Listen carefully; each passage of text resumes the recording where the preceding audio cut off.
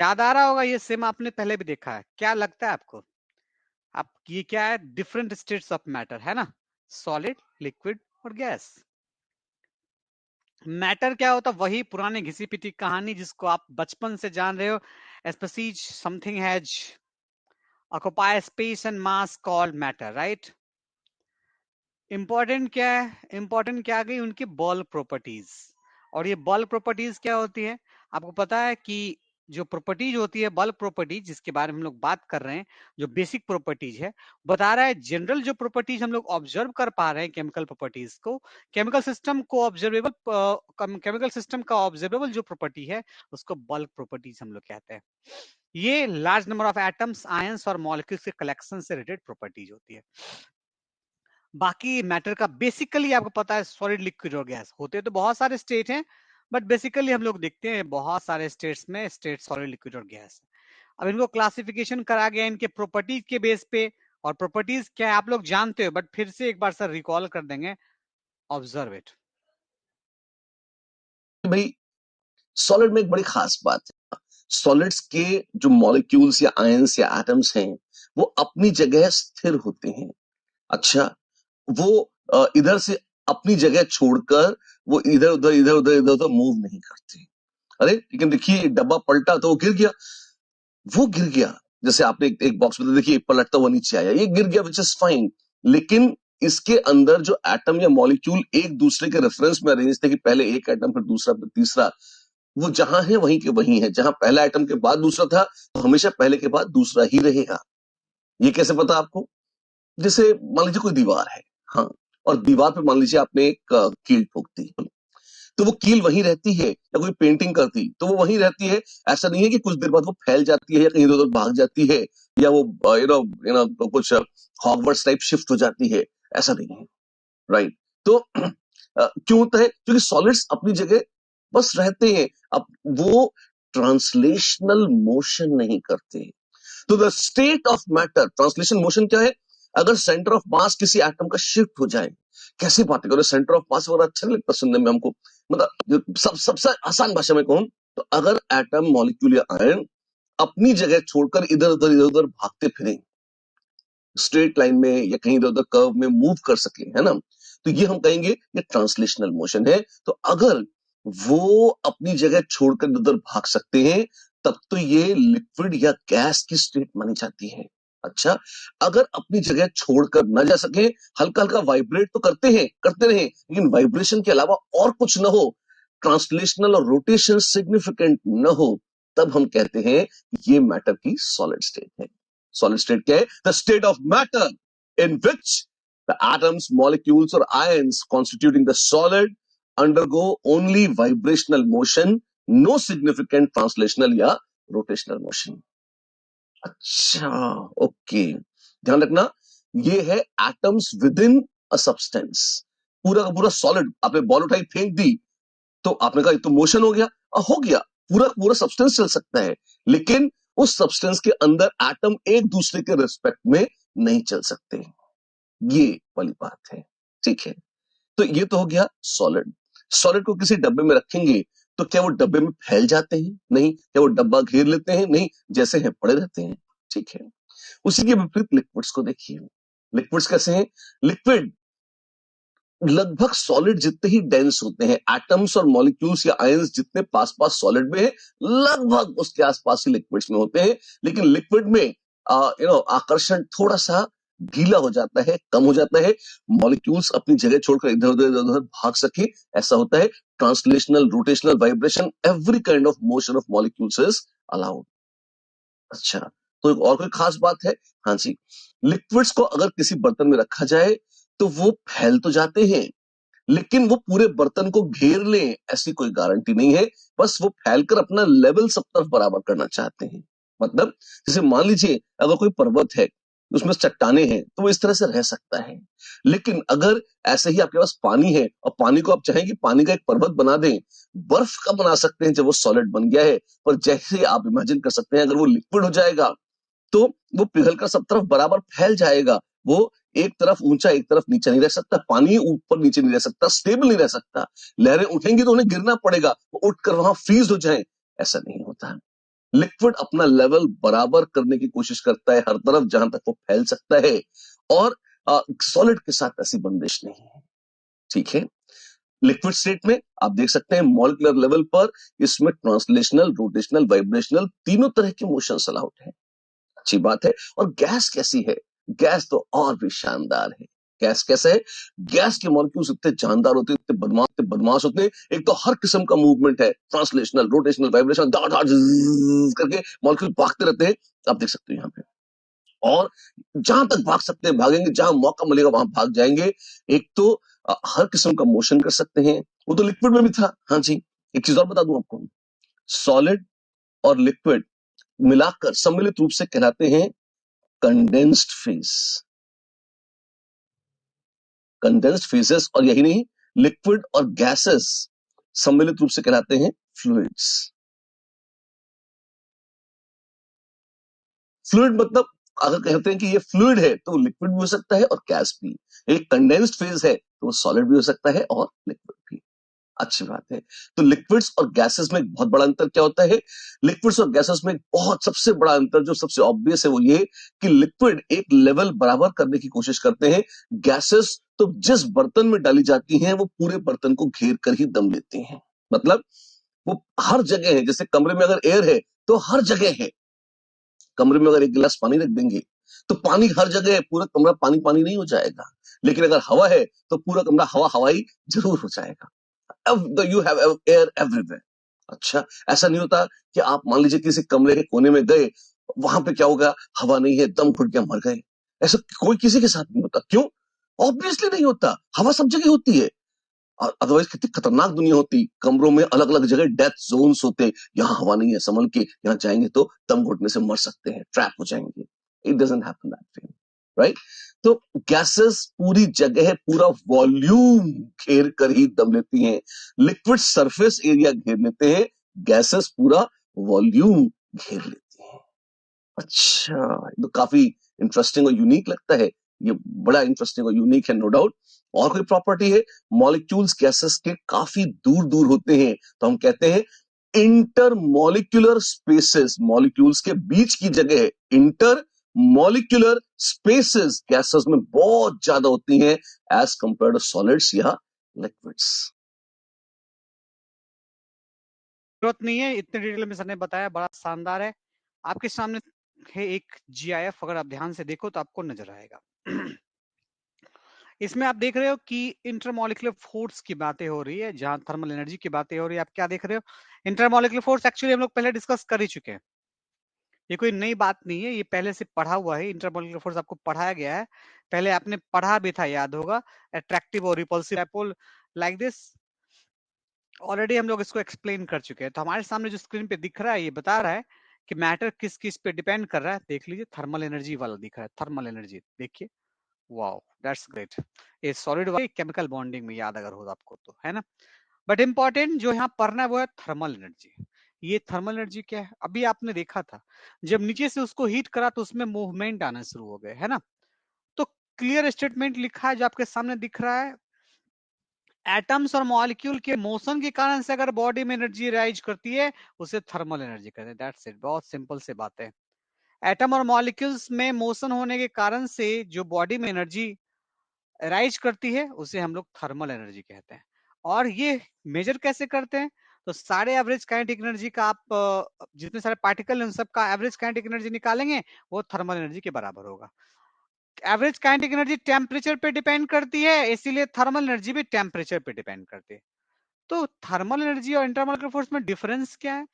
वही पुरानी घिसी पिटी कहानी। मतलब इंटरमॉलिक्यूलर फोर्स क्या कर रहा था? एक दूसरे को होल्ड करके रख रहा था, जबकि थर्मल एनर्जी क्या कर दूसरे को सेपरेट कर रही है, जस्ट अपोजिट, है ना। तो इससे क्या हो रहा है, एक दूसरे को इससे क्या होता है कि सारे फोर्स एक दूसरे को काउंटर बैलेंस करते हैं। मतलब थर्मल एनर्जी और इंटरमॉलिक्यूलर फोर्स के काउंटर बैलेंस होने के कारण से ये तीनों स्टेट लाई करते हैं। तो आप देख रहे हो कि इंटरमॉलिक्यूलर फोर्स किसमें सबसे ज्यादा है और थर्मल एनर्जी किसमें सबसे ज्यादा है। गैस के मॉलिक्यूल में सबसे ज्यादा थर्मल एनर्जी, उनके मूवमेंट सबसे ज्यादा होंगे। ठीक है, अब आपके स्क्रीन पे एक क्वेश्चन आएगा, बहुत आसान सा क्वेश्चन है जिसको आप बना सकते हो। ट्राई करिए, बहुत आसान सा क्वेश्चन है। कहता है मैटर का वो कौन सा स्टेट है जो मीनिंग। आसान क्वेश्चन क्या हो सकता है? नथिंग, कुछ है ही नहीं इसमें, कुछ तो था नहीं इसमें। बेसिकली मैंने पहले कहा था आपको इस चैप्टर में ज्यादा हमें गैसेस स्टेट्स के बारे में पढ़ना है। इसका बेसिक बिहेवियर आपको पता है पहले से, गैसेस स्टेट के बारे में आप जानते हो पहले से। इसका शेप और वॉल्यूम फिक्स नहीं होता, इसकी डेंसिटी सॉलिड और लिक्विड कंपेरिजन में कम होती है, फोर्स ऑफ अट्रैक्शन कम होता है क्योंकि थर्मल एनर्जी ज्यादा होती है, और ये प्रेशर एक्सर्ट करता है ऑल डायरेक्शन में इक्वली। एक्सपेंसिबिलिटी पता है आपको बहुत ज्यादा होती है, और कॉम्प्रेसिबिलिटी ये भी पॉसिबल है, और होमोजीनियस मिक्सचर। याद करिए सबसे पहला चैप्टर पढ़ा था तो होमोजीनियस याद आ रहा है, कुछ जेहन में आ रहा है? कभी होमोजीनियस देखा था? देखा था होमोजीनियस? नया था होमोजीनियस। होमोजीनियस मिक्सचर कॉम्प्रेसिबिलिटी की बात कर रहा है। देखिए दैट्स ग्रेट वन। ये बड़ा प्यारा है, दिख रहा है आपको? प्यार से दिख रहा होगा, क्या दिखा रहा है देख लीजिए। ग्रेट वन, पार्टिकल का कॉम्प्रेसिबिलिटी दिखा रहा है होमोजेनियस मिक्सचर में, कॉम्प्रेसिबिलिटी, दैट्स ग्रेट।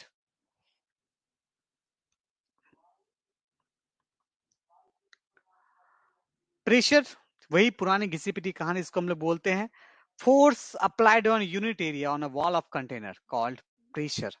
प्रेशर को हम लोग कितने टर्म में देखते हैं? एक आत्मा नहीं, one atmosphere, one barometric pressure, one atmospheric pressure, atmospheric Newton पर मीटर स्क्वायर।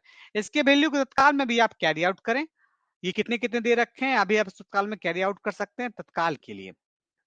अभी के लिए आप इसको याद रख सकते हैं, आगे आपको एक्सप्लेनेशन में आएगा जब बैरोमेट्रिक मेजरमेंट पढ़ोगे तो आएगा वहां पे, क्योंकि आपको पता होना चाहिए एटमॉस्फेरिक प्रेशर को कैलकुलेट करने के लिए जो इंस्ट्रूमेंट यूज करते हैं वो बैरोमीटर है, और गैस के प्रेशर को मेजर करने के लिए जो हम सिस्टम यूज करते हैं उसको मैनोमीटर कहते हैं।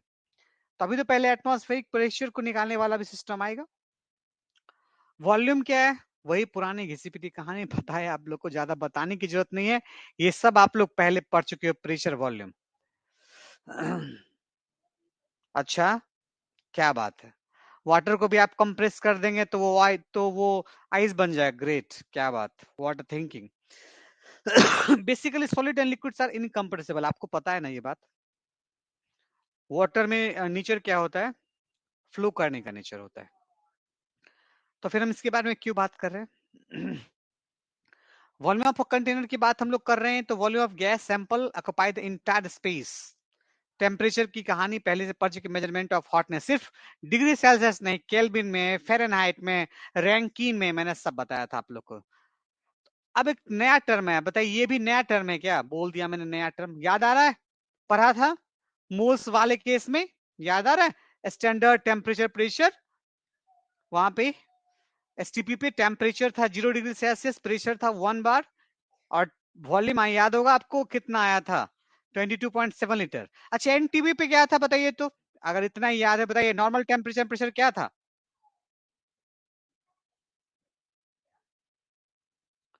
नॉर्मल टेम्परेचर प्रेशर क्या था एनटीपी पे? नो, मैंने पूछा नॉर्मल टेम्परेचर एंड प्रेशर क्या था। आप ये मॉडल वॉल्यूम बता रहे बच्चा, मैं पूछ रहा हूं और वो भी गलत बता रहे हैं आप। नॉर्मल टेम्परेचर एंड प्रेशर जो था एनटीपी, वहां पे टेम्परेचर कितना था? नो, एनटीपी पे टेम्परेचर कितना था? That's not good, that's not correct. Temperature था 20 डिग्री सेल्सियस। पांडे जी, पांडे जी, बहुत अच्छे Pandey ji, very good, great. 20 degree Celsius, great, सही बता रहे हो आप, 20 डिग्री सेल्सियस, ग्रेट, गुड। अब हमारा यहाँ से गैसेस लॉज स्टार्ट होता है।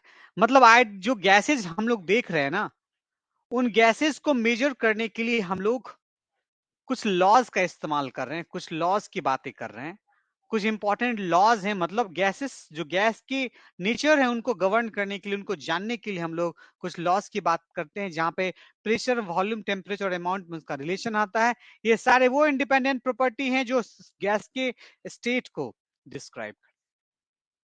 Understood that? बहुत सिंपल सी बात है। गैस के नेचर को जानने के लिए कुछ लॉज की जरूरत पड़ती है, वो important laws, Boyle's law, Charles law, Avogadro's law, basically गेलो 6 लॉ, और हमें पढ़ने हैं। गिल-सिक्स लॉ जिसके बारे में नाम बताया, ये सारे लॉ हैं जो किसके बारे में बताएंगे, वो रिलेशन बताएंगे उस मेजरेबल प्रॉपर्टी का जो इंडिपेंडेंट प्रॉपर्टीज होते हैं, जो गैस के स्टेट के बारे में बताते हैं। ये डिफरेंट लॉज आएंगे आपके सामने में, Boyle's law, Charles law, Gay Lussac's law, इसी का दूसरा नाम एमंटन्स लॉ है, और एक आएगा एवोगाड्रोस लॉ। ठीक है, देखिए कुछ याद आ रहा है ये तस्वीर?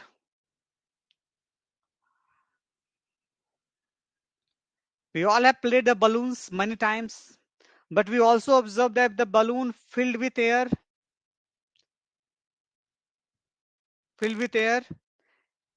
is mistakenly squeezed by hands, then the balloon burst, right? Have you ever wondered why this happens? This is an application of Boyle's law actually, right? Yes. So let's try to find the reason behind it. It's very important for us. Sir explain करेंगे, बड़े प्यार से देखेंगे Boyle's law.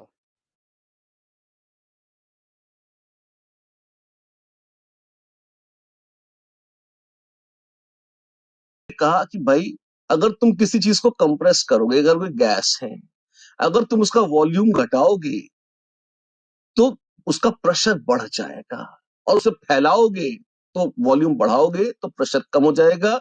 उन्होंने कहा कि pressure is inversely proportional to volume, जैसा कि आप यहां भी देख सकते हैं।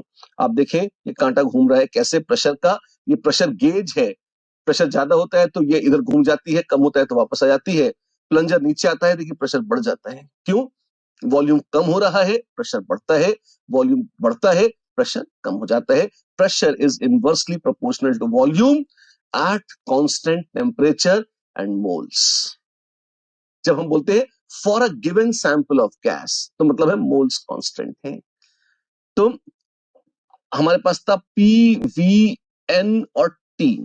ठीक है, अगर हम एन को तो हम पुश्तैनी कांस्टेंट मानेंगे। अच्छा, और पी वी टी में से हम एक बार पी को, एक बार वी को, एक बार टी को कांस्टेंट मानेंगे, और बाकी बचे हुए दो वेरिएबल, चार में से एन को तो हटा दिया, मान लीजिए हमने टी को भी हटा दिया, तो अब हम रिलेशन प्राप्त कर रहे हैं पी और वी के बीच में, और ये रिलेशन कहलाता है बॉयल्स लॉ। अच्छा, कांस्टेंट टेम्परेचर पर pressure is inversely proportional to volume.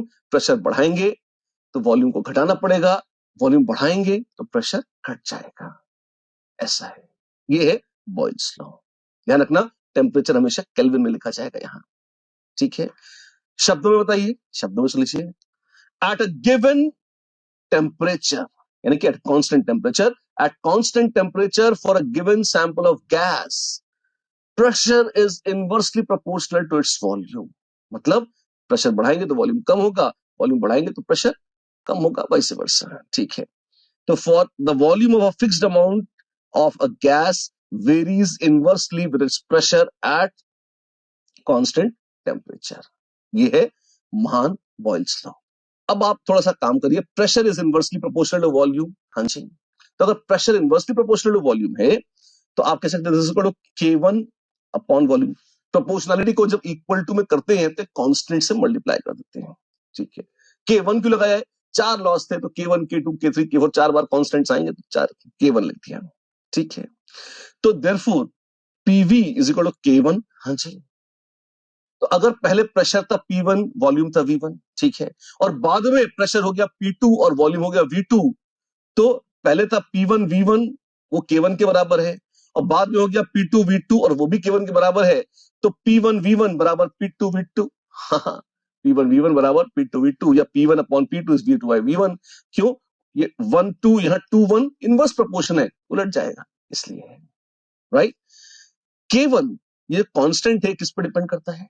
ध्यान रखना, चार चीजें थी, P, V, N और T। हमने PV ले लिया तो क्या बचा? N और T। तो ये K1 डिपेंड करेगा N और T पर। अच्छा, ठीक है, फाइन। और कुछ है? बॉयल्स लॉ है जी। अच्छा, एक छोटी सी बात और बोलना चाहता हूं। क्या? ग्राफ बनाएंगे। ग्राफ बनाओगे? हाँ, बहुत आसान सी बात है।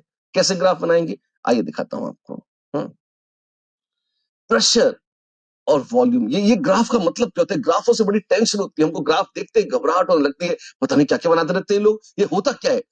एक मिनट, भावनाओं पर नियंत्रण करें। मैं बहुत सिंपल सी बात बता रहा हूं कि अगर हमने एक पी और एक वी ऐसे एक्सेस पे लिए, इसका मतलब, आपको समझाने के लिए बोल रहा हूं खाली, मान लीजिए अगर हम इस एक्सेस पर, एक्स एक्सेस पर चल रहे हैं, तो इस पर चलने का मतलब हुआ कि हम वॉल्यूम बदल रहे हैं। कभी वॉल्यूम कम वॉल्यूम था, कम से थोड़ा बढ़ाते बढ़े बढ़ाते गए, बढ़ते बढ़ते बढ़ते बढ़ते बढ़ते बढ़ते अलग अलग वॉल्यूम लेते हुए बढ़ाते, बहुत सारी अलग अलग वैल्यूज हैं। वॉल्यूम हर हर पॉइंट पर अलग अलग अलग अलग वैल्यूज लेते जा रहे हैं वॉल्यूम की, और वॉल्यूम को लगातार बढ़ाते जा रहे हैं। ये मतलब है इधर आने का। और ऊपर जाने का मतलब क्या हुआ कि बहुत सारी अलग अलग अलग अलग वैल्यूज लेके हम प्रेशर को लगातार बढ़ाते जा रहे हैं। ऊपर इधर आ रहे हैं मतलब प्रेशर बढ़ रहा है, यहां आ रहे हैं मतलब वॉल्यूम बढ़ रहा है। अच्छा, और ग्राफ कैसे बनाते हैं, मतलब क्या है इसका? ये इस एनिमेशन से आपको बहुत साफ दिख जाएगा। अब देखिए, पिस्टन जब नीचे जा रहा है तो ये इधर आ रहा है, प्रेशर बदल रहा है, मतलब वॉल्यूम कम हो रहा है, प्रेशर बढ़ रहा है। और जैसे जैसे वॉल्यूम कम हो रहा है, बहुत सारी वैल्यूज है वॉल्यूम की। पहले वॉल्यूम कुछ था, फिर हल्का से नीचे हल्का हल्का हल्का हल्का हल्का आता गया, तो V1 V2 V3 V4 5 6 7 8 9 10 11 12 13 14, ऐसे बहुत सारे सैकड़ों वॉल्यूम्स नाप लिए हमने। और हर वॉल्यूम के साथ यहाँ पे जो प्रेशर की रीडिंग है वो भी नापते गए। तो P1 V1 P2 V2 P3 V3 P4 V4 ऐसे नापते गए बहुत सारे। और इनकी सारी वैल्यूज को यहाँ ऐसे ऐसे रखते गए रखते गए रखते गए रखते गए रखते गए रखते गए रखते गए रखते गए रखते गए। और क्या हुआ? अगर ये बहुत पास पास की वैल्यूज हैं तो आपको ये ग्राफ मिल जाएगा, टिंग टड़ांग टिंग टड़ांग टिंग टड़ांग टिंग टड़ांग ऐसे जो आ रहा है, ये आपको दिख जाएगा। अच्छा, तो ऐसे बनता है ग्राफ? जी हाँ। पहले से पता था, मुझे ज्यादा बताने की जरूरत नहीं है। प्रेशर वॉल्यूम का इनवर्सली प्रोपोर्शनल होता है। ग्राफिकल रिप्रेजेंटेशन भी आपने देख लिया, मतलब प्रेशर को बढ़ाने से वॉल्यूम घट रहा था। वॉल्यूम, इसके बाद आप इसमें कांस्टेंट निकालते हो तो P equal to K by V आता है, तो P into V equal to K लिखते हो, एक कांस्टेंट वैल्यू हो जाती है, राइट। मतलब प्रेशर वॉल्यूम का मल्टीपल कांस्टेंट, मतलब टेम्परेचर कांस्टेंट कर दिया जाए तो डिफरेंट प्रेशर वॉल्यूम पे अगर रखा जाए तो उनका प्रेशर और वॉल्यूम का जो मल्टीपल आएगा वो ऑलवेज कांस्टेंट हो जाएगा, राइट। एक नया कांस्टेंट आएगा, दैट्स इट। यही तो बॉयल्स लॉ था। और यही बात, oh sorry sorry sorry sorry,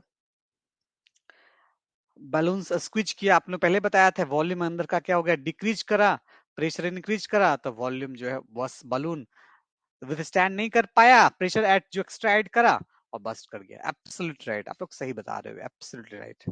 पता है आप लोगों को पहले से। ये ग्राफ्स, आपको इसमें से किसी ग्राफ में कंफ्यूजन है, प्लीज जस्ट से दैट।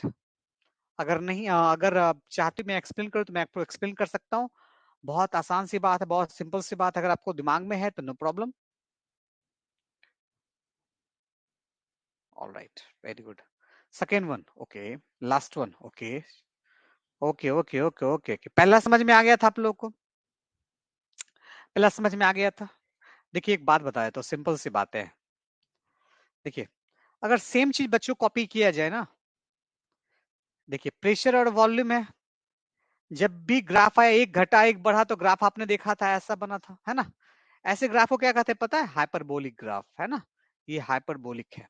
आप लोग के मैथ्स है तो आप लोग को आइडिया ज्यादा होगा मुझसे इस बात को समझने में। अगर हम सेम चीज किसी ग्राफिकल रिप्रेजेंटेशन में अगर हम सेम चीज कॉपी करें ना, तो ऑलवेज वो स्ट्रेट लाइन को फॉलो अप करता है। अगर हम अगर हम वॉल्यूम को वाई एक्सिस या एक्सिस को इन्वर्ट कर देंगे तो वो हाइपरबोलिक हो जाएगा। ठीक है, किसी भी केस में, इसी में नहीं, किसी भी केस में वो आपको देख लेना। जैसे मैं एग्जांपल बताता हूं, देखिए वॉल्यूम टेम्परेचर का प्रोपोर्शनल है, मैंने मान लिया, मान लीजिए मैं लिखा वॉल्यूम और टेम्परेचर, तो ग्राफ कैसा आ जाएगा? स्ट्रेट। लेकिन मैं यहीं पे क्या करता हूँ, वॉल्यूम को रहने देता हूँ, 1/टेम्परेचर लिखा, तो ग्राफ कैसा आ जाएगा? हाइपरबोला। That's simple. तो माइंड में रख लेना आराम से। ठीक है, तो अगर एक्स एक्सिस वाई एक्सिस को फ्लिप करा, इन्वर्स करा, तो ग्राफ हमारा हाइपरबोला। और हाइपरबोला है तो जस्ट अपोजिट हो जाता है ना। ठीक है, ये हम लोग ने ग्राफिकल रिप्रेजेंटेशन करा। उसके बाद जो आप लोग पूछ रहे हो ना, तीसरा, वो भी देख लो बच्चा। देखो P इक्वल टू क्या था? K बाय भी। तो P into V equal to क्या हो जाएगा के। क्या इसको मैं ऐसे लिख सकता हूं P into V equal to 0 into P plus K. बच्चों पॉसिबल है, लिख सकते हैं। मतलब y equal to M X plus C लिख सकते हैं। ये स्ट्रेट लाइन का इक्वेशन है बच्चों। तो एक्सिस पे आपने क्या रखा P इंटू वी रखा। एक्सिस पे क्या रखा आपने प्रेशर रखा। बट स्लोप क्या हो गया इसका जीरो। स्लोप है ही नहीं, स्लोप जीरो का मतलब लाइन ऐसे। बट इंटरसेप्ट है, इंटरसेप्ट है ये। तो स्लोप रहा नहीं तो ग्राफ ऐसा रहा। समझ में आया बच्चों। मतलब ये क्लियर हो गया कि कुछ भी आप कर लो, टेम्परेचर फिक्स रखोगे, ग्राफ हमारा किधर हिलने वाला नहीं है। यही तो आपको ग्राफ दिखाई पड़ रहा था। बच्चे कहते सर देखिए ये तो मेरा दिख रहा है, लास्ट में भी रखा। अरे रखा तो रखा ना भाई, पीवी इक्वल टू 0 प्लस के रखा। तो भाई PV equal to 0 into V plus K रखोगे, क्या इफेक्ट पड़ेगा प्रेशर वॉल्यूम पे अगर टेम्परेचर फिक्स कर दिया जाए तो। कोई इफेक्ट नहीं पड़ेगा, ये पीवी हमारा रह जाएगा। करेक्ट, कुछ फर्क नहीं पड़ेगा। और 1/v भी रखूंगा तो कोई फर्क नहीं पड़ने वाला है ना। और अगर पीबी और 1/p भी रखूंगा तो कोई इफेक्ट नहीं पड़ेगा। That's it. काफी सिंपल है। ठीक है, चलिए कुछ ग्राफ और देखते हैं। ऐसे केसेस में दिमाग नहीं लगाना है, ठीक है। इस केसेस में करना क्या है, अगर लॉ इनवर्सली प्रोपोर्शनल हो तो ऊपर वाला वैल्यू ज्यादा होगा। मैं रिपीट कर रहा हूं, अगर लॉ इनवर्सली प्रोपोर्शनल हो, जैसे बॉयस लॉ कहता पी प्रोपोर्शनल टू 1/v, मतलब इनवर्सली प्रोपोर्शनल टू वॉल्यूम, ऊपर वाला वैल्यू सबसे ज्यादा होगा या ऐसे वाला वैल्यू सबसे ज्यादा होगा। अब आप देखो यहाँ पर T1 T2 और T3 दे रखा है ना। T3 सबसे ऊपर दे रखा है और प्रेशर वॉल्यूम का इनवर्सली प्रोपोर्शनल है, तो ग्राफ मेरा कैसा है T3 T1। प्रेशर और वॉल्यूम तो कौन होगा ऊपर वाला। बस सिंपल सा थिंकिंग, ज्यादा सोचना नहीं है। अलग अलग लाइन खींचा आपको पता करने के लिए, बोला कि बताइए क्या हो रहा है। तो अगर इनवर्सली प्रोपोर्शनल है तो ऊपर वाला ज्यादा होगा, डायरेक्टली प्रोपोर्शनल है तो नीचे वाला ज्यादा होगा। सिंपल सा सिनेरियो, सिंपल सी स्टोरी, सिंपल सी बात। समझ रहे हो आप बच्चों, क्लियर है। फॉर्मूला वही लगाना है पुराना वाला, P1 into V one equal to P2 into V2। तो पता है आपको P1 bye P2 equal to प्यार से हो जाएगा V2 बाय V1। काफी सिंपल है, काफी सिंपल है। That's great. अब एक पोल क्वेश्चन आपके स्क्रीन पे आएगा। अगर ये क्वेश्चन आपके स्क्रीन पे आ रहा है, अगर आप दिमाग लगाओगे ना तो 10 सेकेंड्स नहीं बनाने में लगेंगे क्वेश्चन को, और अगर ज्यादा दिमाग लगाओगे तो ज्यादा टाइम लगेगा। So poll question on your screen now, try to solve it. Possibility है सॉल्व करने की? Yes sir, is it possible. बहुत आसान है, बहुत ज्यादा आसान है।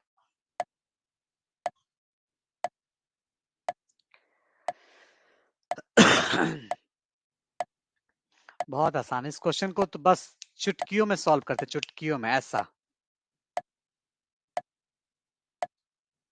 बट डोंट वरी, आप चुटकियों में नहीं सॉल्व करें, आराम से सॉल्व करें, कोई लेके भाग नहीं रहा है इसको।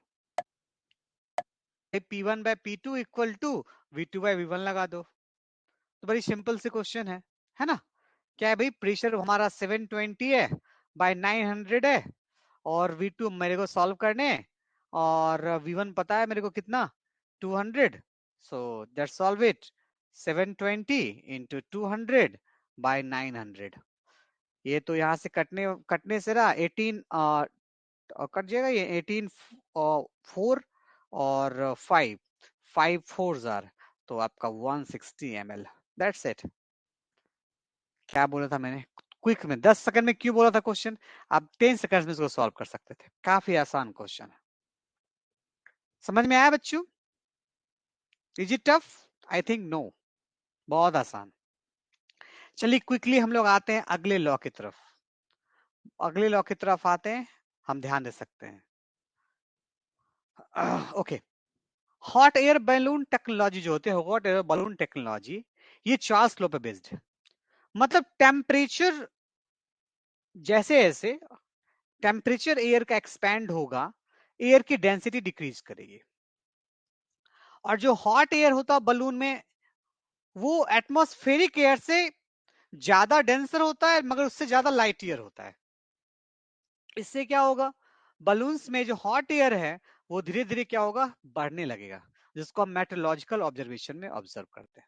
मैं जो रिपीट कर रहा हूँ ध्यान से सुनिएगा, मैं फिर से रिपीट कर रहा हूँ। हॉट एयर बलून टेक्नोलॉजी वो चार्ल्स लॉ पर बेस्ड है। टेम्परेचर को इंक्रीज कराने से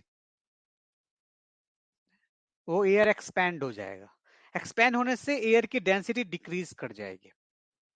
एयर की डेंसिटी डिक्रीज करेगी तो हॉट एयर जो बलून का होता है वो एटमॉस्फेरिक एयर से हल्का है मगर डेंसर ज्यादा, और डेंसर कम है, कम डेंसर और हल्का हो गया।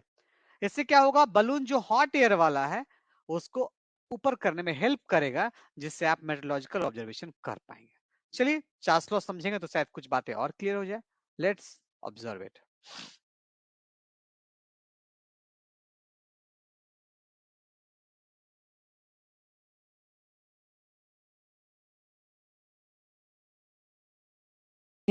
अब हम कर रहे हैं कि भाई प्रेशर और एन कांस्टेंट रख रहे हैं। पी और एन अगर हम कांस्टेंट कर देंगे, ना एन क्या है, number of moles of gas, तो हमारे पास क्या बच जाता है, वॉल्यूम और टेम्परेचर। अच्छा एक बात बताओ, अगर गैस को गर्म करेंगे टेम्परेचर बढ़ेगा, हाँ बढ़ेगा, तो वॉल्यूम का क्या होगा, और वॉल्यूम भी बढ़ेगा, सीधी सी बात है। हाँ बिल्कुल, तो बस दैट इज इट, इतनी सी बात है। तो आप देख सकते हैं volume is directly proportional to temperature अगर प्रेशर और नंबर ऑफ मोल्स कांस्टेंट रखे जाएं, और यही है चार्ल्स लॉ। आप देख सकते हैं डेमोन्स्ट्रेशन, जैसे जैसे टेम्परेचर बढ़ रहा है वॉल्यूम भी लगातार बढ़ रहा है, और टेम्परेचर कम होता है तो वॉल्यूम लगातार कम हो जाता है। अच्छा, तो लॉ क्या है, लॉ कहता है कि for a given sample of gas, जब आप बोलते हो गिवन सैंपल ऑफ गैस तो उसका मतलब है मोल्स कांस्टेंट है। तो for a given sample of gas at constant pressure the volume of the gas sample is directly proportional to its absolute temperature. Kelvin में नहीं, absolute temperature. तो volume is directly proportional to absolute temperature, या V is equal to K2T. Sorry, V is equal to K2, K1, K2, K3, K4 क्या है, ये constants हैं, अलग अलग लॉज में 1 2 3 4 लगा दिए बस, और कुछ नहीं। तो V is K2T, ठीक है, जहां K2 depends on number of moles and pressure, ये दो चीजें हैं जिन पे डिपेंड करेगा। ठीक है, वी आर नॉट कंप्लेनिंग। अगर इसको वैसे देखें तो V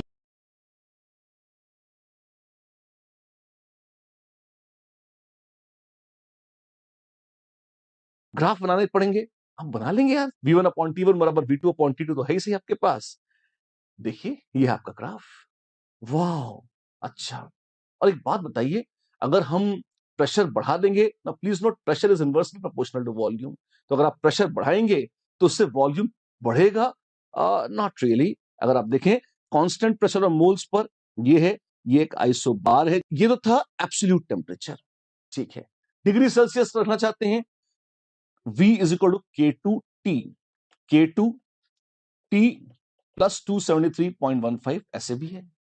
तो y बराबर mx प्लस सी वाला फॉर्म है। अगर आप देखेंगे ये वाली, तो अगर एब्सोल्यूट टेम्परेचर था तो ये ओरिजिन से पास कर रहा है, और अगर एब्सोल्यूट ना होके डिग्री सेल्सियस में है तो हल्का सा हटकर पीछे से पास कर जाएगा। क्यों, आप देख सकते हैं डिग्री सेल्सियस अगर 0 है तो यहां पर 0 ओरिजिन है, 0 डिग्री सेल्सियस, और एब्सोल्यूट 0 माइनस 273.15, जिसके नीचे वॉल्यूम का कोई अस्तित्व ही नहीं होगा, क्योंकि एब्सोल्यूट 0 कभी अटेन ही नहीं होता। वहां उसके नीचे जाना बहुत अलग बात है, एब्सोल्यूट 0 भी टेम्परेचर आप नहीं कर सकते, ये प्रकृति का नियम है।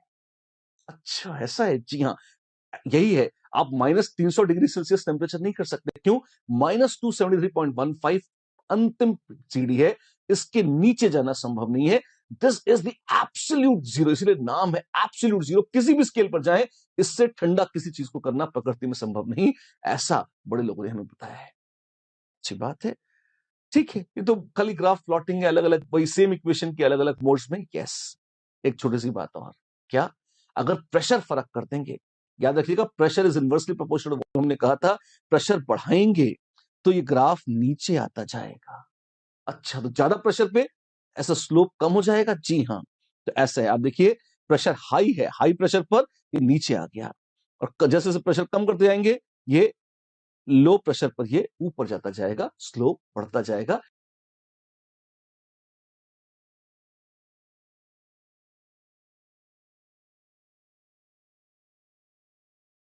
For each degree rise in temperature, the volume of gas increases by 1 by 273.15 of the original volume of gas at 0 degree Celsius. ये क्या है? ये एक स्टेटमेंट है। It should more be taken as a problem statement. ये Charles law नहीं है, या इसको आप चार्ल्स लॉ के तौर पर याद करने की जहमत भी ना उठाएं। आप इसको एक जनरल स्टेटमेंट के तौर पर देख सकते हैं। इनफैक्ट क्या हम इसे डिराइव कर सकते हैं? इसे कितना गंदा स्टेटमेंट है, तो स्टेटमेंट समझ में नहीं आया, डिराइव कैसे करेंगे? मैं दोबारा बोलता हूं आपके साथ, देखिए। For each degree rise in temperature, जब कोई बोलता है, ध्यान रखना, यहां पर गैसेस के क्वेश्चन सॉल्व करने का बहुत अच्छा तरीका है, बहुत अच्छी चीज बता रहा हूं आपको। इसमें बोलते हैं राइज इन टेम्परेचर, मतलब आप टेम्परेचर बढ़ा रहे हो। इसका मतलब पहले कुछ था, बाद में कुछ हो गया। तो आप एक काम करो, आप दो अलग अलग सिस्टम्स ले लो, एक पहले वाला और एक बाद वाला। ठीक है, यहां पर एक गैस है, जी हां, कुछ टेम्परेचर है T डिग्री सेल्सियस, ठीक है, या T केल्विन मान लेते हैं, चलिए, है ना। उसका टेम्परेचर है T केल्विन, और हमने उसका कुछ टेम्परेचर बढ़ा दिया और T+1 केल्विन कर दिया। चार्ल्स लॉ में प्रेशर कांस्टेंट था, तो प्रेशर था P, और यहां भी प्रेशर है P, ठीक है। और वॉल्यूम कितना था? वॉल्यूम मान लीजिए था V0, और यहां पर वॉल्यूम हो गया V फाइनल। टेम्परेचर बढ़ाया है, प्रेशर कांस्टेंट है, तो वॉल्यूम थोड़ा सा बढ़ जाएगा। चार्ल्स लॉ कहता है कितना बढ़ जाएगा, वही हमें पता करना है। तो for each degree rise in temperature, degree rise मतलब 1 डिग्री राइज किया टेम्परेचर में, तो यहां टेम्परेचर T था, और यहां पे हमने T+1 कर लिया है, इसीलिए। फाइन, ठीक है। अब देखें, द वॉल्यूम ऑफ गैस, अगर टेम्परेचर को 1 केल्विन बढ़ाएंगे, 1 डिग्री सेल्सियस बढ़ाएंगे, तो वॉल्यूम में चेंज कितना होगा? अब आपको ऑब्जेक्शन हो सकता है, आप कहें कि टेम्परेचर तो डिग्री सेल्सियस में बढ़ा है। हाँ जी, वैसे यहां सेल्सियस लिखा नहीं है, डिग्री बोला है, पर एक चीज और बोलना चाहता हूं, डिग्री सेल्सियस या डिग्री केल्विन दोनों में अगर राइज है तो वो सेम ही माना जाएगा। क्या बोल रहे हो आप? मैं कह रहा हूं कि जैसे मान लीजिए टेम्परेचर है 27 डिग्री सेल्सियस, तो केल्विन में होगा 300.15 केल्विन, ठीक है। अगर 1 डिग्री बढ़ाया आपने, तो ये 28 डिग्री सेल्सियस हो जाएगा, और यहां 301.15 केल्विन हो जाएगा। Delta T, T1 T2, temperature T जो केल्विन में है और जो डिग्री सेल्सियस में है, उसमें 273.15 का अंतर है। पर जब आप इसको T1 लेंगे, यहां T2 लेंगे, मेरे साथ देखिए, कभी कभी बच्चे इस पर कंफ्यूज रहते हैं, इसलिए इसको साफ साफ बता रहा हूं। कभी टेम्परेचर था T1, कभी T2 था, मैंने इसे सब्ट्रैक्ट कर दिया। क्यों? T2 minus T1, final minus initial है, यह है delta T in kelvin. This is छोटा T2 माइनस छोटा T1, which is delta T, यह है डिग्री सेल्सियस में, ये केल्विन वाला था और ये डिग्री सेल्सियस वाला था। अरे कट गए, हाँ कट गए। तो एब्सोल्यूट टेम्परेचर और डिग्री सेल्सियस का टेम्परेचर अलग है। 27 डिग्री सेल्सियस में वैल्यू आती है 27, 300.15 केल्विन में वैल्यू आती है 300.15। पर जब आप डेल्टा टी की बात करते हैं, राइज इन टेम्परेचर या फॉल इन टेम्परेचर की बात करते हैं, तो जितना होगा डेल्टा टी केल्विन में, ठीक उतना ही होगा डेल्टा टी डिग्री सेल्सियस में। Delta T in Kelvin is same as delta T in degree Celsius. ये जस्ट मैंने अभी आपको यहां पे प्रूव करके दिखा दिया है। तो ये बहुत ऑब्वियस चीज है, आप देखिए, और नहीं है, यहां पे आपके सामने प्रूफ है, ठीक। अच्छा, तो यहां पे क्या था? तो 1 डिग्री राइज किसमें था? केल्विन में हो, डिग्री सेल्सियस में, दोनों एक ही बात है। हमने 1 केल्विन टेम्परेचर बढ़ाया है, और हमको पता करना है वॉल्यूम कितना बढ़ गया। और शुरुआत में टेम्परेचर दे रखा है, हाँ, original volume at 0 degree Celsius. तो ओरिजिनल टेम्परेचर भी पता है कि टी की वैल्यू है 273.15। ओ वाह, तो लिखते हैं कौन सा? हमारे पास चार्ल्स महाराज का लॉ था। क्या लॉ था? लॉ कहता था V1 बाय T1 बराबर V2 बाय T2। तो पहले था वॉल्यूम V0 और टेम्परेचर था T, बाद में टेम्परेचर हो गया T+1 और वॉल्यूम हो गया V फाइनल। देयरफॉर यहां पे सॉल्व करते हैं, therefore V final is how much? V0 into T+1 upon T, which is V0 into 1 + 1 upon T, ठीक है। तो ये है V final, therefore V final minus V0, ये क्या आ गया? ये आ गया इंक्रीज इन वॉल्यूम, ये है increase in volume. This is V naught into 1 by T, which is V naught by T, and T is 273.15. तो अगर हम टेम्परेचर 1 डिग्री सेल्सियस बढ़ाएंगे, अच्छा, तो वॉल्यूम कितना बढ़ जाएगा? वो जो ओरिजिनल वॉल्यूम था, दैट डिवाइडेड बाय 273.15, इतना और बढ़ जाएगा। ये एक स्टेटमेंट है जो यहां लिखा हुआ था। ये एक ज्यादा दिमाग की एक्सरसाइज ज्यादा है, इसको आप ऐसे कहें। ओरिजिनली चार्ल्स महाराज ने गोलमाल तरीके से जो भी कहा था, वो इस तरह का स्टेटमेंट आप मान सकते हो, जिसको अब हम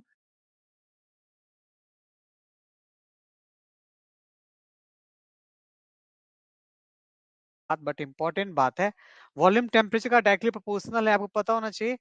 वॉल्यूम इक्वल टू केटी होता है, V by T equal to constant. मतलब जैसे कि वहां पे पीवी इक्वल टू कॉन्स्टेंट था, इसका मतलब है कि यहाँ पे V1 और T1 का अगर आप रेशियो निकालेंगे, ये ऑलवेज के बराबर हो। लेकिन इसके लिए आपको कांस्टेंट क्या रखना है? प्रेशर। पता है प्रेशर कांस्टेंट को हम लोग आइसोबैरिक कहते हैं, जबकि पिछले केस में याद है टेम्परेचर कांस्टेंट था, उसको आइसोथर्मिक कह रहे थे। वॉल्यूम टेम्परेचर का प्रोपोर्शनल है, ग्राफ ऐसा पास करेगा। और ऐसे ये ग्राफ हम लोग बना दे वॉल्यूम 1/T, तो ग्राफ हमारा ऐसे पास करेगा। आपने देखा होगा, सिंपल सी बात, बट इंपॉर्टेंट बात है। ग्राफिकल रिप्रेजेंटेशन करा गया, सर ने बड़े प्यार से बताया था। केल्विन में होगा ग्राफ ऐसे आएगा, डिग्री में होगा तो ग्राफ ऐसे आएगा।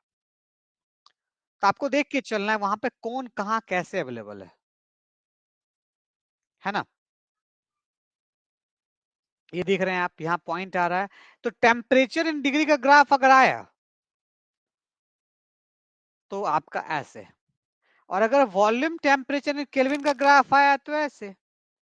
और ये क्योंकि टेम्परेचर कभी भी निगेटिव, टेम्परेचर निगेटिव हो सकता है, वॉल्यूम निगेटिव नहीं हो सकता, इसलिए उससे पहले इसको डॉटेड लाइन से दिखाया। ये जो आप देख रहे थे ऐसे, ये पॉइंट, ये डॉटेड लाइन यही बता रहा है कि कभी भी वॉल्यूम निगेटिव नहीं हो सकता, इसलिए उसको इमेजिनेशन से इमेजिनरी करके दिखाया गया है। राइट।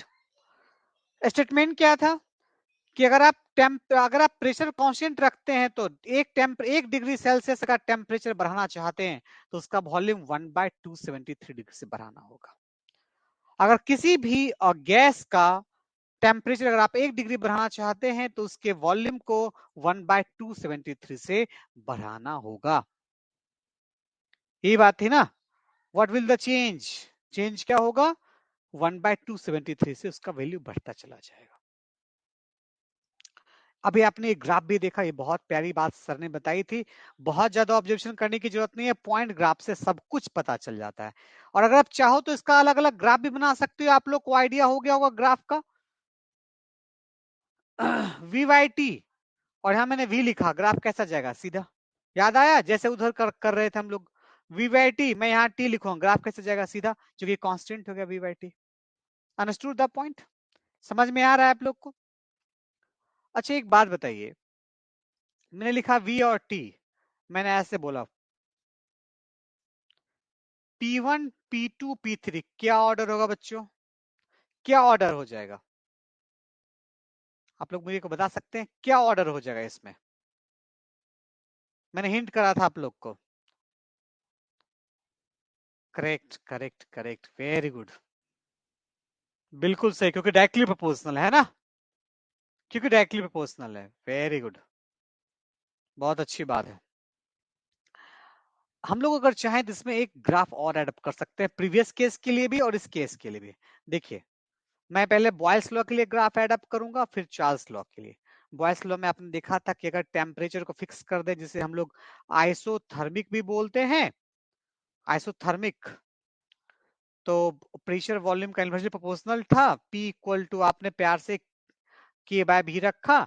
अगर आप ध्यान से देखिए तो आप इसमें क्या करो, आप जस्ट अ मिनट, मैं लॉग का ग्राफ की बात करूं, एक्चुअली इसमें लॉग का ग्राफ नहीं एडअप करा गया। 1/v इंटू के, तो आप लॉग लगा दो बोथ साइड। आपको पता है लॉग में जो मल्टीपल होता है वो एडिशन हो जाता है, log 1/v equal to log के। अगर आप ध्यान से देखोगे तो वहां पे आप डालो 1 इंटू, तो अगर आप रिप्रेजेंटेशन करना चाहो तो y equal to M X plus C, तो क्या होने वाला है यहाँ पे आपको पता है, यहाँ y, यहाँ पे क्या लिखूंगा मैं? log p, और यहाँ पे क्या लिखने वाला? log 1/v। ग्राफ मेरा कैसे पास करेगा बच्चों, पता चल रहा है आपको? स्लोप 1 है, ग्राफ मेरा ऐसे पास करेगा। स्लोप आपको पता है अगर 1 है ना, तो आपको पता है ये m है और m tan थीटा के बेसिकली बराबर होता है, तो थीटा 45 डिग्री तो बन ही गया मेरा, है ना।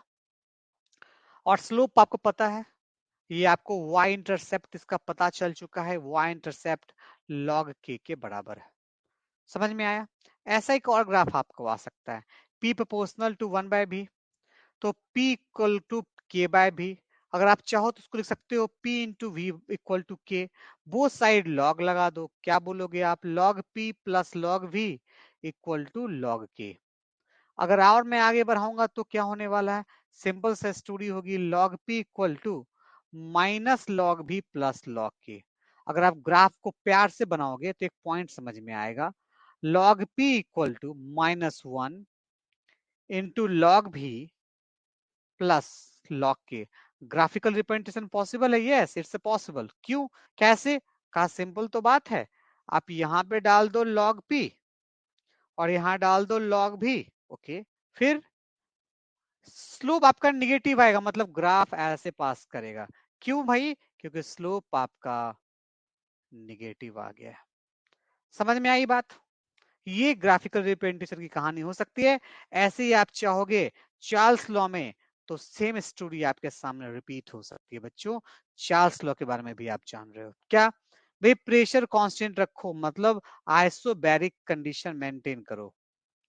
हम न्यूमेरिकल अप्रोच की बात कर रहे हैं, तो वॉल्यूम टेम्परेचर का केल्विन में directly proportional, v equal to आप k डैश इंटू टी डाल दो, आराम से log लगा दो, log v equal to log t plus log k dash, right. यहाँ पे 1 लगा दो आप, तो ग्राफिकल रिप्रेजेंटेशन करना चाहोगे तो यहाँ पे log v आएगा, यहाँ पे log t आएगा, और ग्राफ कैसा बनेगा, वही पुराना वाला, है ना। इसका y इंटरसेप्ट क्या आ गया बच्चों, इंटरसेप्ट इसका आ गया log k डैश, और स्लोप क्या आ गया, वही पहले की तरह 1। ठीक है, तो लॉगरिथमिक ग्राफ भी यहाँ पर रिप्रेजेंट करे जाते हैं। ठीक है, एक बात बताई गई, अगर वॉल्यूम ऑफ गैस जीरो हो गया तो एक एब्सोल्यूट जीरो टर्म है, मतलब लोएस्ट हाइपोथेटिकल और इमेजिनरी टेम्परेचर जहां पे गैस सपोज कर लिया गया कि जीरो वॉल्यूम ऑक्यूपाई कर रहा है। अंशिका, आपको आवाज कम आ रही है कि सबको आवाज कम आ रही है? आप ऐसे अकेले हो जिनको आवाज कम आ रही है, और सबको आवाज क्लियर आ रही है मेरे? Okay, thank you thank you thank you thank you, great. तो ऐसा करते हैं अंशिका, एक बार जरा रिफ्रेश कर लीजिए, शायद आपको क्लियर हो जाए। एक बार रिफ्रेश कर लीजिए, अगर उसके बाद भी नहीं होता मैं कोशिश करूंगा कि मैं खुद को रिफ्रेश कर लूं अपने सिस्टम को। ओके, चलिए। एब्सोल्यूट जीरो क्या है, एक हाइपोथेटिकल टेम्परेचर, ज्यूम किया हुआ टेम्परेचर, एक इमेजिनरी टेम्परेचर जहां पे सपोज किया गया कि गैस वॉल्यूम ऑक्यूपाई कर ही नहीं रहा, मतलब गैस का एग्जिस्टेंस ही पॉसिबल नहीं होगा। मिनिमम टेम्परेचर जहां पे सारे गैसेस लिक्विफाइड हो जाएंगे इस टेम्परेचर के रीच होने से पहले, मतलब गैस का एग्जिस्टेंस खत्म। एब्सोल्यूट जीरो हमारा वही टेम्परेचर है, राइट। अब हमारे सामने बड़ी प्यारी चीज दिख रही है, चार्ल्स लॉ का एप्लीकेशन। इन अ ब्रेड और cake some whites and some gaps are present, आपने देखा होगा। some whites and some gaps are present that makes them fluffy, which can be explained on the basis of Charles law. You know that baking soda is added while baking a cake, you know that, and when it is heated, due to decomposition of baking soda, carbon dioxide is evolved, right.